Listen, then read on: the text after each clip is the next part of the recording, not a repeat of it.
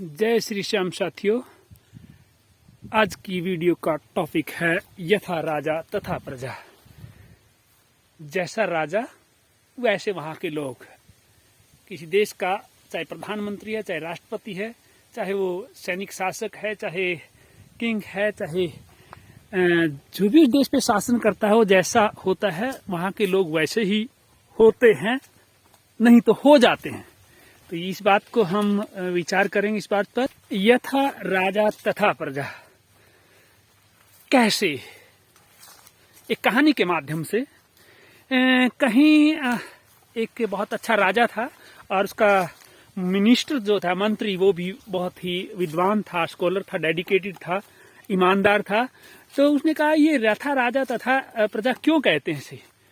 तो मंत्री ने कहा साहब इसलिए कहते हैं कि जैसा राजा का चरित्र होता है वहां की जनता का भी चरित्र वैसा ही डेवलप हो जाता है और वैसे ही होते हैं। अगर राजा जैसा सोचता है प्रजा के मन में भी वैसे विचार आने लगते हैं।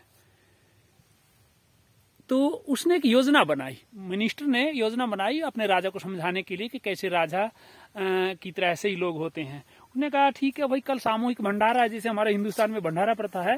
भंडारा होता है सामूहिक भोजन, जहाँ पब्लिक आती है, सब लोग किसी त्योहार पर, किसी महापुरुष के जन्मदिन को सेलिब्रेट करते के दौरान भोजन करते हैं फ्री में।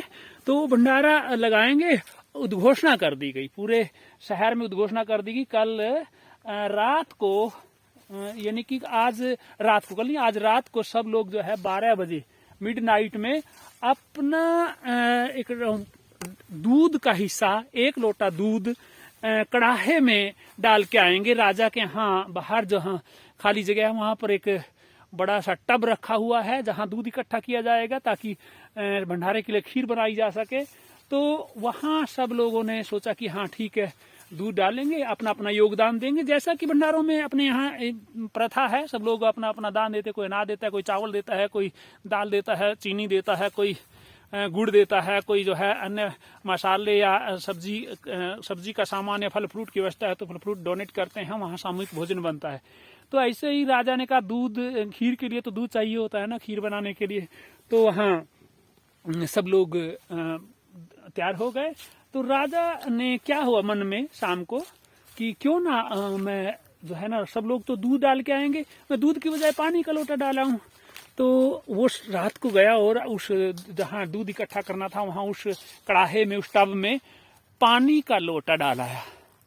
तो अगले दिन में तैयारी हुई खीर बनाने की, देखा तो पूरे कड़ाहे में पानी के ही स्टॉक हुआ था इकट्ठा, कोई दूध नहीं डाल के गया, कोई दूध नहीं डाल के गया, सब लोग पानी ही डाल गए। तो वहां से एक किंवदंती से एक कहावत बनी है, यथा राजा तथा प्रजा। अर्थात राजा के दिमाग में जो आता है प्रजा के दिमाग में वैसे ही आता है। राजा कल्याणकारी है तो प्रजा कल्याणकारी होगी, राजा दुष्ट है तो प्रजा दुष्ट हो जाएगी, राजा करप्ट है तो प्रजा भी करप्ट हो जाएगी, राजा डेमोक्रेटिक है तो प्रजा डेमोक्रेटिक होगी, राजा न्यायप्रिय है तो प्रजा न्यायप्रिय होगी, राजा लुटेरा है तो प्रजा में भी लुटेरे ही पैदा हो जाएंगे।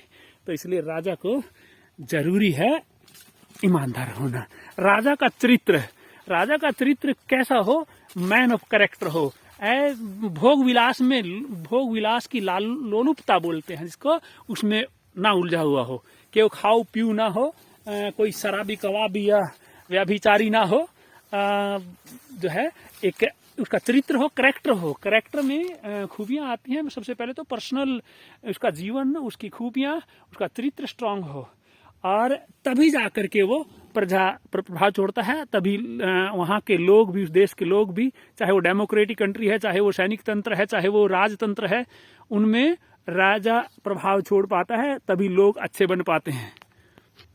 साथ साथ मैं प्रकृति का दर्शन करवा रहा हूँ, क्योंकि डेमोक्रेटिक में लोगों का डेमोक्रेटिक रवैया होगा, सैनिक तंत्र में लोग उस प्रकार से ही चालाकियां, उस प्रकार से ही धोखा, उस प्रकार से ही षड्यंत्रकारी नीतियां सीख जाएंगे। अगर निरंकुश शासक है, क्रूर शासक है, तो लोग भी क्रूरता के रास्ते अपना लेंगे। जो जिसकी लाठी उसकी भैंस वाला तरीका अपनाने लग जाएंगे और अपनी सत्ता पर बनाए रखने के लिए कमजोर पर अत्याचार करने लग जाएंगे। न्यायप्रिय है तो वो लोग भी न्यायप्रिय हो जाएंगे। राजा का जैसा आचरण होता है प्रजा का वैसा ही आचरण हो जाता है। राजा बहुत ही अनुशासित है तो प्रजा अनुशासित होती है।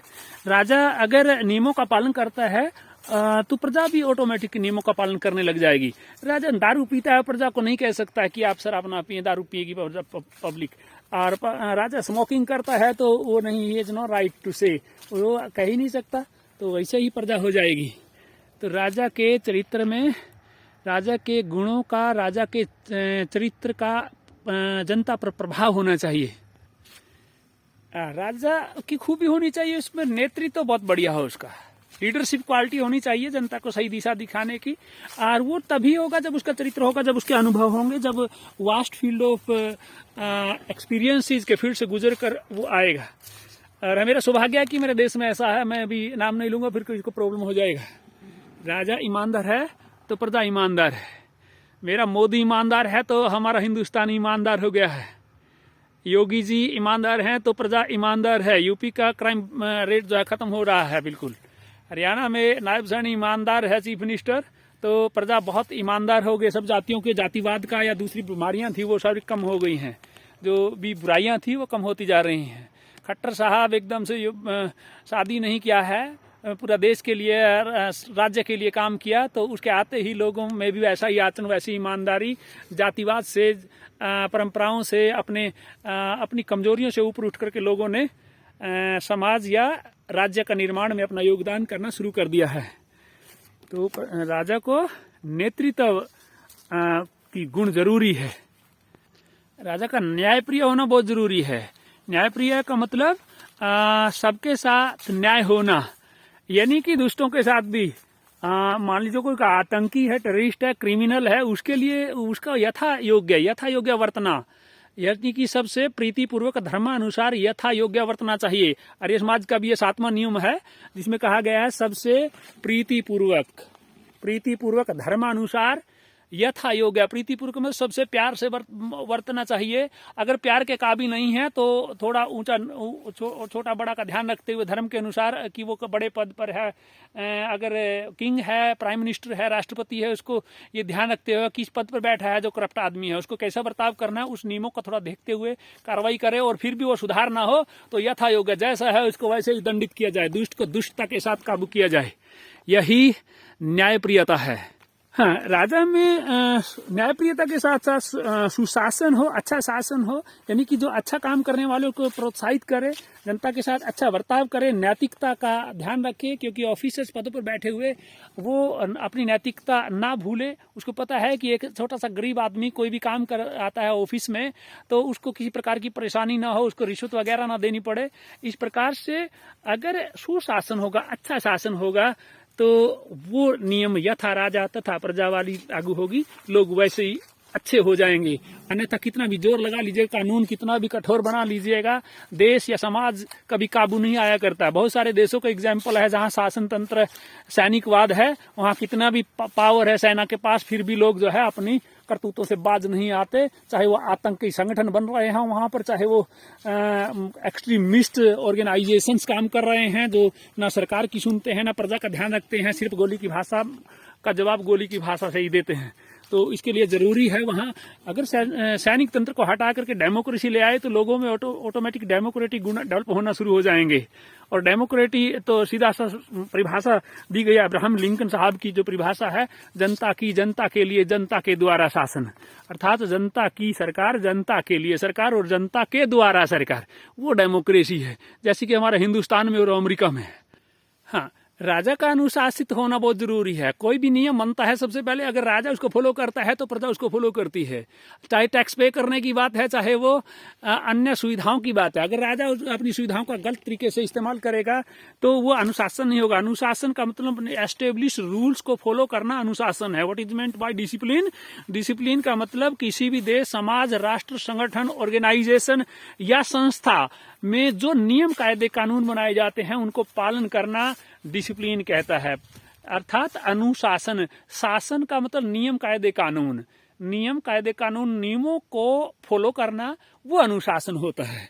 तो अनुशासित होना चाहिए किसी राजा को, तभी जनता अनुशासित होती है।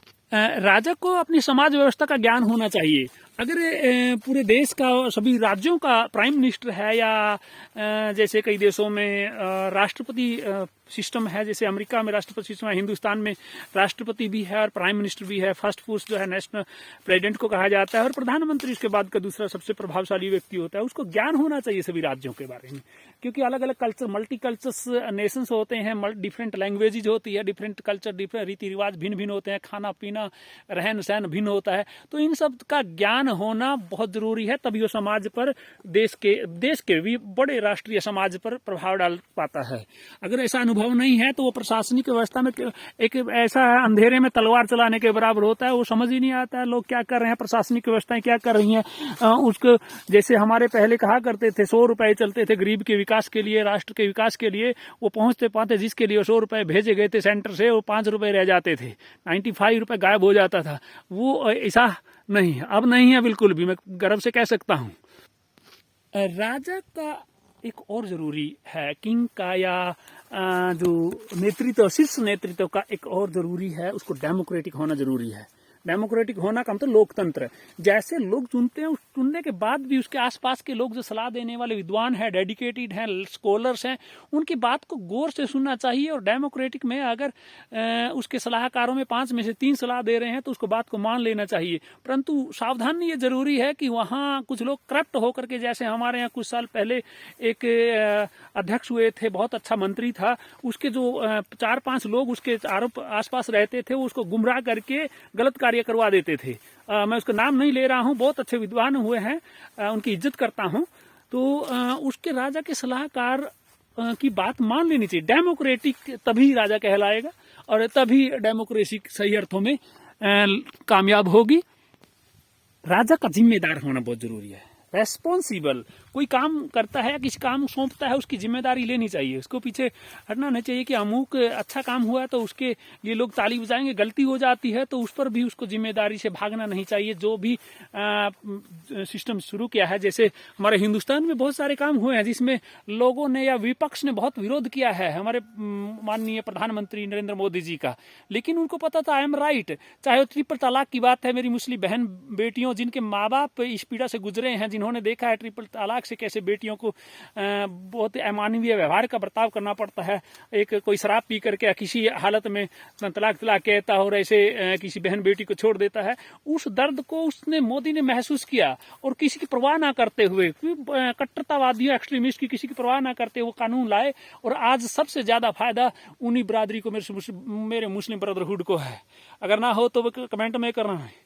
तो ये ऐसे ही जम्मू कश्मीर की समस्या थी, वो 370 की धारा थी, उस पर मैं ज्यादा नहीं बोलूंगा, फिर लोग जो है किंतु परंतु के सवाल उठाने लग जाएंगे, लेकिन उसको तोड़ना बहुत जरूरी था। नहीं तो एक ही राष्ट्र में 2 प्रकार के लोग और वहां भी अच्छे लोगों का कत्ल और बुरे लोग राज करें, ऐसा नहीं होना चाहिए था। ऐसा हो रहा था बिल्कुल सरेआम।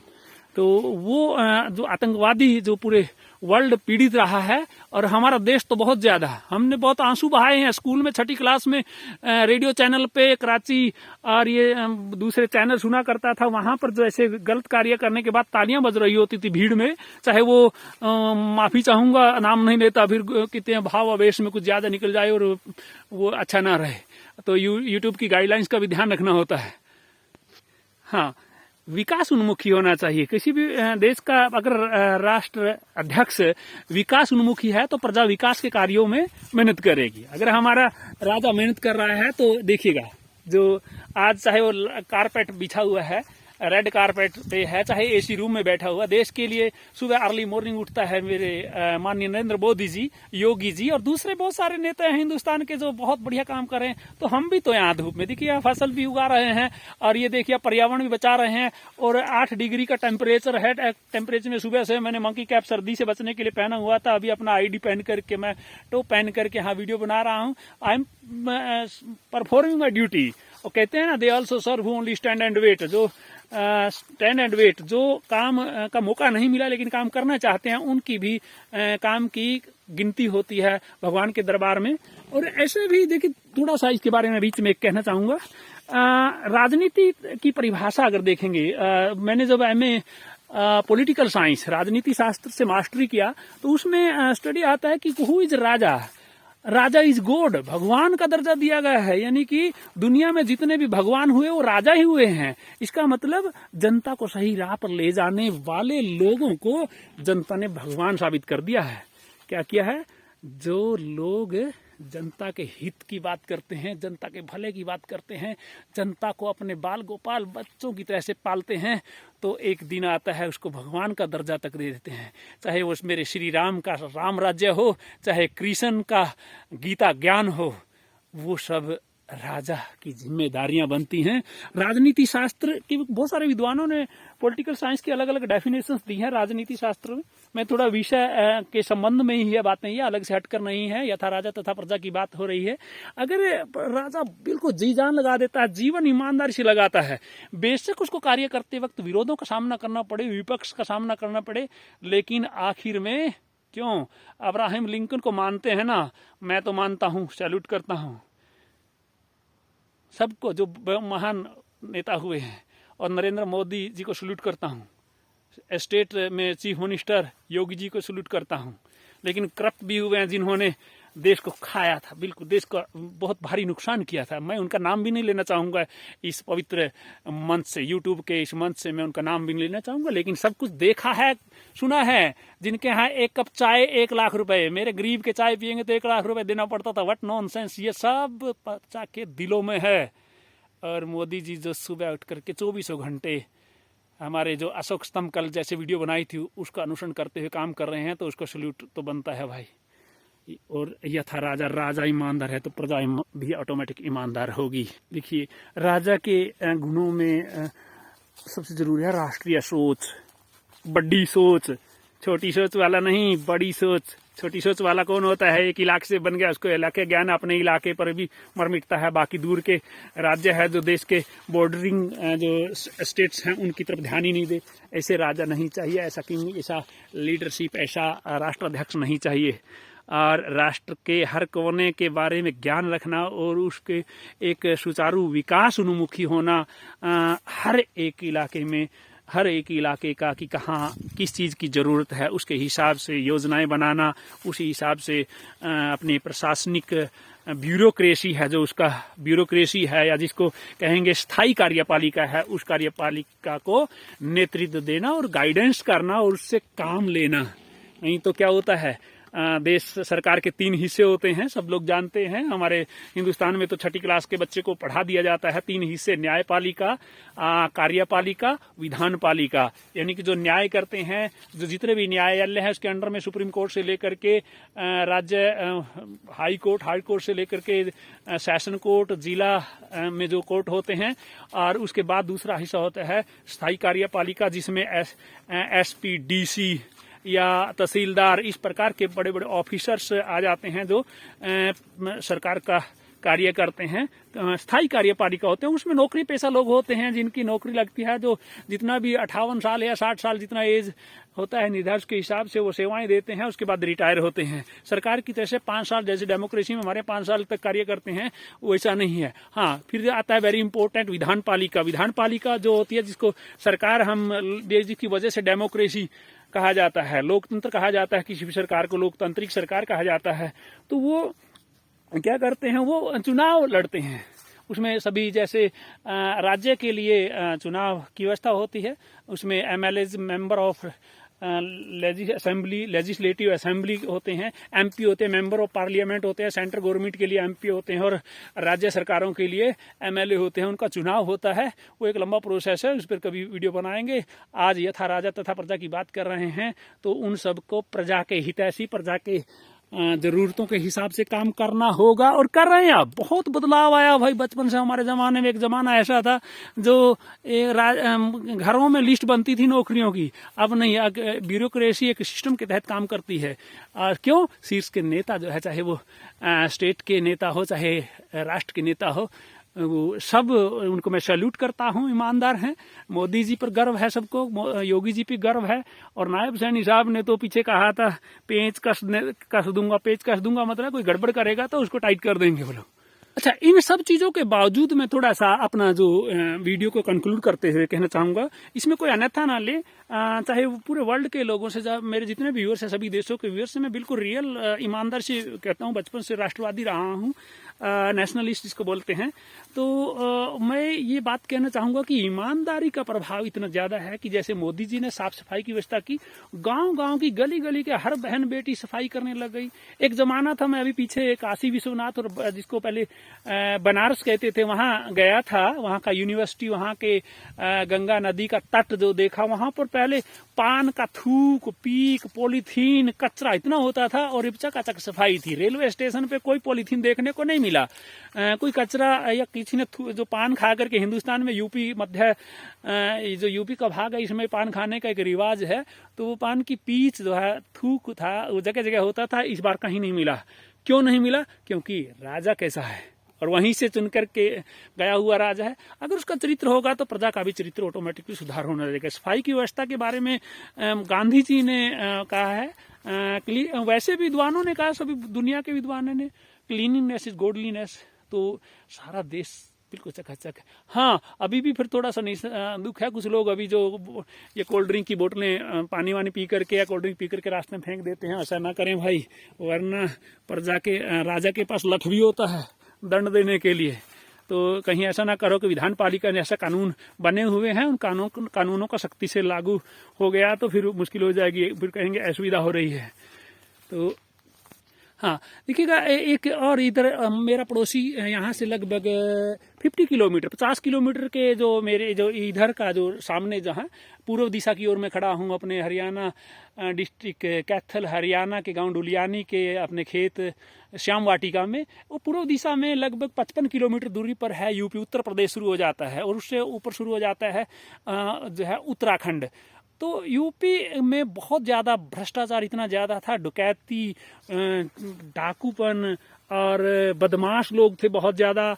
उन सब का सफाया एकदम से कर दिया। एक संत आया, सन्यासी बाबा था, बहुत उसके वीडियो यूट्यूब पे पड़ी हैं, बहुत सारे रोया भी मन में फील होती थी कि ऐसे सरकार कर क्या कर रही है, क्योंकि वो गुंडे बदमाश सरकारों के पाले हुए थे, बिल्कुल सबूत के साथ। उसमें बहुत सारे, मेरा भी जीवन इन लोगों से डायरेक्ट या इनडायरेक्ट रूप से रहा है, संपर्क देखा है कि वो गुंडे बदमाशों को पाल रहे होते थे, तो जिससे कि वो आम जनता को बड़ा दुखी होते थे। यूपी से निकलना, शाम को अंधेरा होते ही निकलना बहुत ही मुश्किल हो जाता था। और आज आप कहीं भी घूम के आइएगा, आपको लोग सहयोग करेंगे, कोऑपरेट करेंगे, रहने के लिए, खाने के लिए, ठहरने के लिए कोई दिक्कत नहीं होगा। तो ये होता है राजा और यथा प्रजा, यथा राजा तथा प्रजा।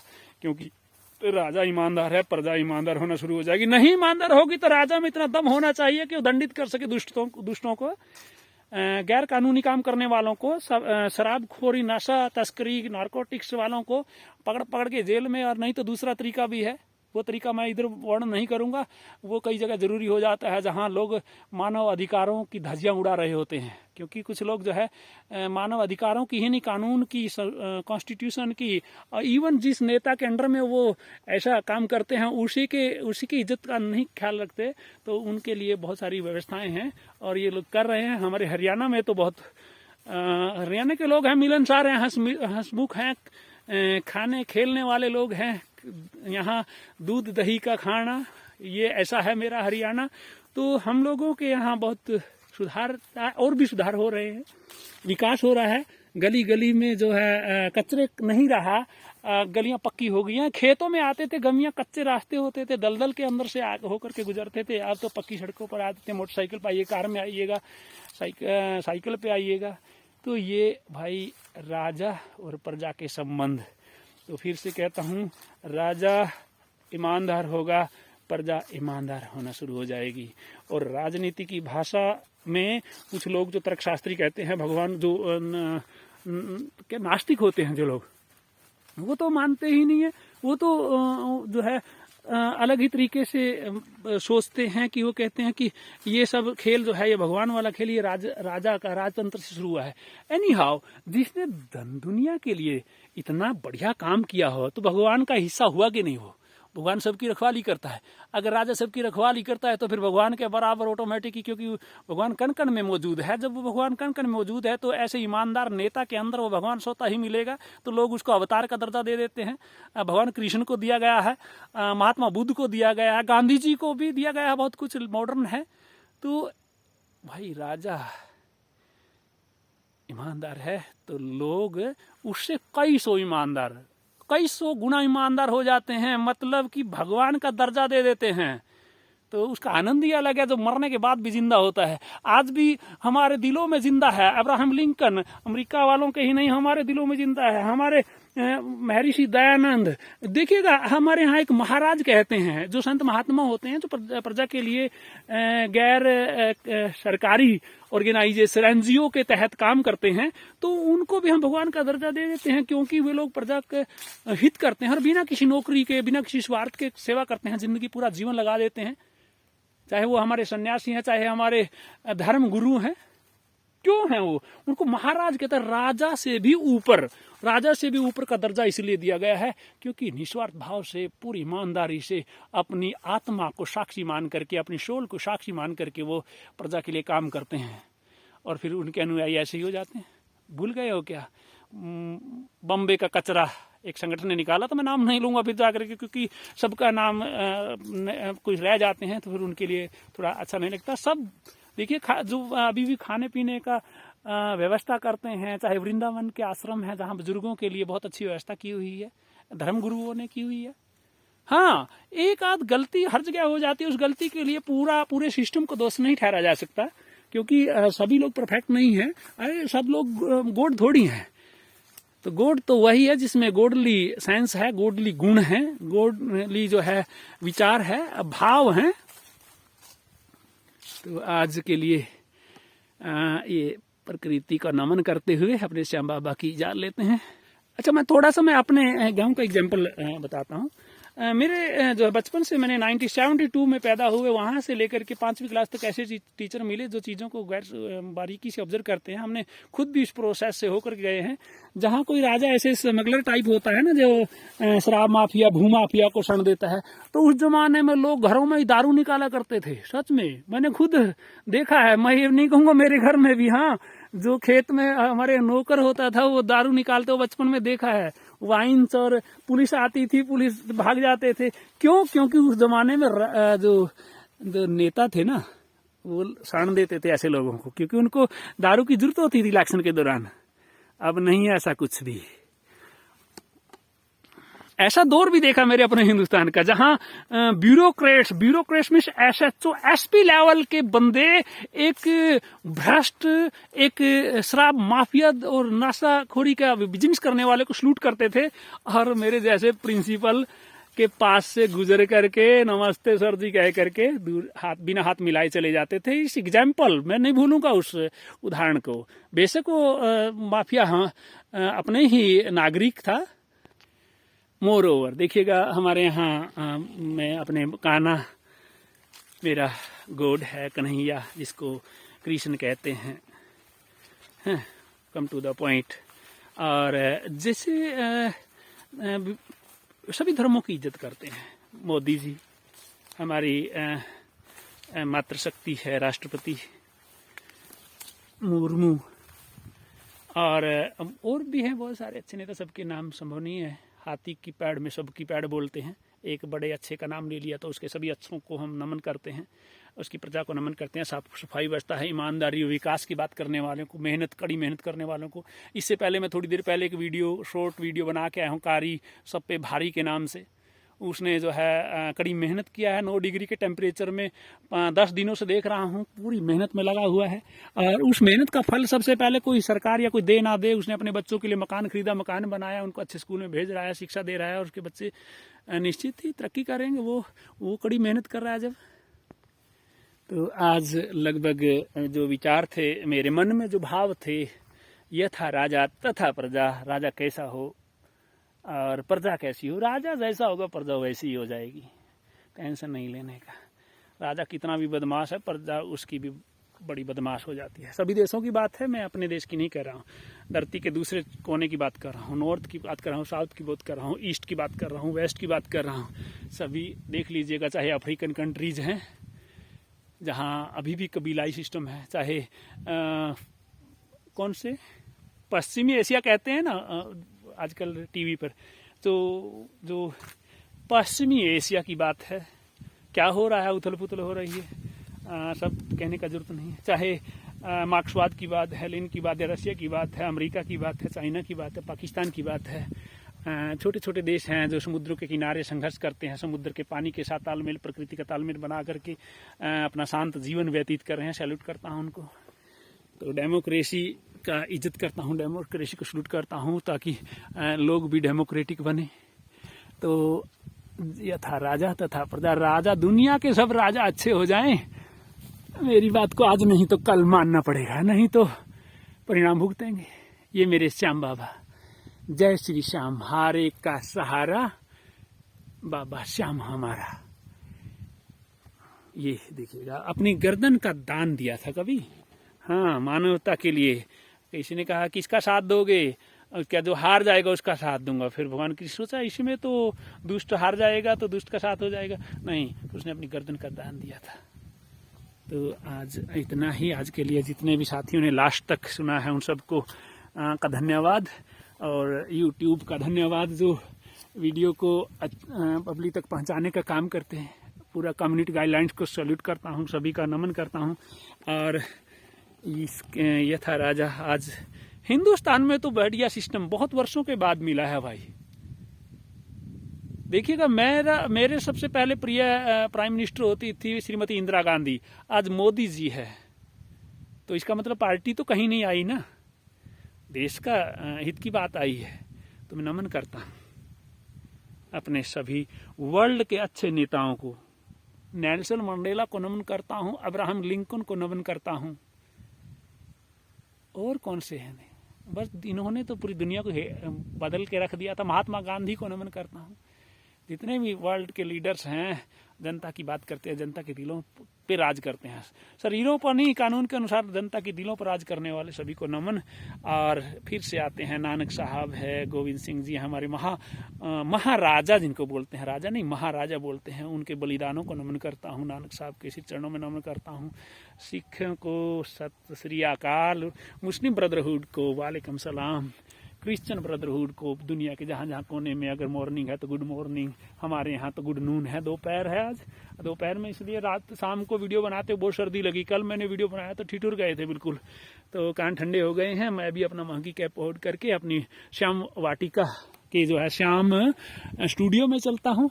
और मेरे यहाँ श्याम बाबा, ये पूरा हमारा पर्सनल जंगल में के प्रकृति के साथ जो है ना, कहता हूँ कि सभी लोग राजा भगवान के बराबर बने। अरे भगवान कण कण में मौजूद है, कहीं और ढूंढने का जरूरत नहीं है। अपने पीर के पास जाइएगा, फकीर के पास जाइएगा, अपने रब अल्लाह वाहेगुरु, और फिर देखिएगा वो गुण क्या हमारे किंग में, हमारे राजा में। ऐसे बंदे को चुन लो, ऐसे बंदे को चुन लो जो बिल्कुल पहचान की जगह अलर्ट होना पड़ेगा ना, तभी जाकर के हम विकास उन्मुखी होंगे, मानव सिविलाइजेशन आगे बढ़ेगी। कट्टरता को पीछे कहो, इंसानियत को सैल्यूट करो। इतना ही। यथा राजा तथा प्रजा, जय श्री श्याम। मेरे ये बलिदान थे, हमें भी ऐसे ही विचार आते हैं। इन्होंने अपनी शीश का दान दिया था, तो मेरे भी दिमाग में घूमते घूमते जो बातें आई हैं, हो सकता कुछ गलतियां रह गई हो तो माफ़ी चाहूँगा। सभी कम्युनिटी गाइडलाइंस का रिस्पेक्ट करते हुए विदा लेता हूँ। जय हिंद, सत श्री अकाल, वालेकुम सलाम। सबको मेरा सर झुकाकर नमन। ये प्रकृति की ठंडी हवाओं का व्यू लेते हुए जय हिंद। यूट्यूबर्स, व्यूअर्स, यूट्यूब वाले सभी साथियों को मेरा नमन। दुनिया के लोगों को हैप्पी न्यू ईयर। जय हिंद।